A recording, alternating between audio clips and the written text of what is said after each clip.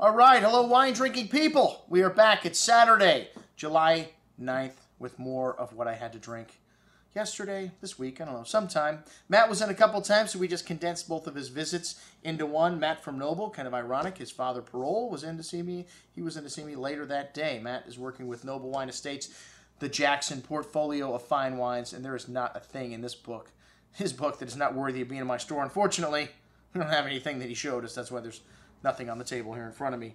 But he started out with one of the great buys in the portfolio, and this wine at $30 I would put up against anything in Napa or Sonoma. And hey, they get grapes from both counties. In Archipel, it's kind of the second wine of Verite.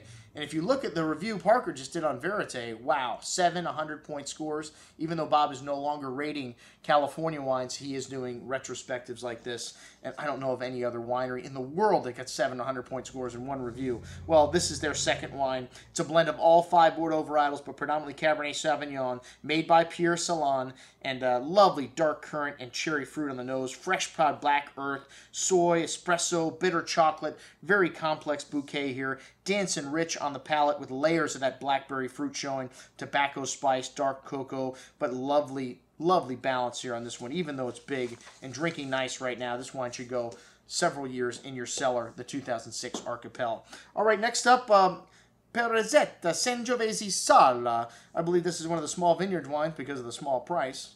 And this import company has got just some really nice products, but really cheap. And I don't know how they make a living with selling a small amount of these small vineyard products at a really cheap price. But for $11.25, this wine had some lovely light red berry fruit on the nose, some pretty floral nuance, and red licorice spice. Really light and refreshing style of red on the palate with a nice savoriness to the finish. $11.25? These guys are doing good work at small vineyards. All right, the Donna Olimpia Targeto. And this is another Tuscan wine and a good amount of fresh earth. One of the things that you notice about Tuscan Cabernet blends, you really notice the terroir in them. One of the ways you can pick out where they're from, kind of that fresh earth, hints of fine herbs, dark cherry and currant berry fruit, soft and round on the tongue with a nice amount of that ripe berry fruit shown on the finish. A real crowd pleaser style, but a nice savory finish with that too. Very good stuff.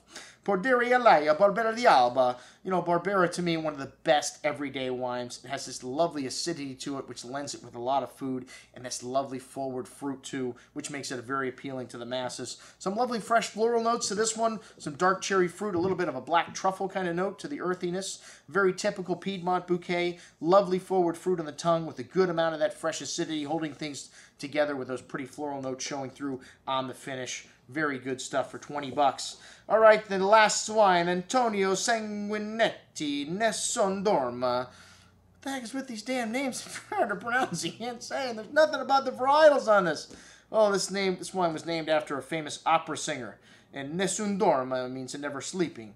So he does make Brunello, and this is a side project. It's a Sangiovese, Merlot, and Syrah blend.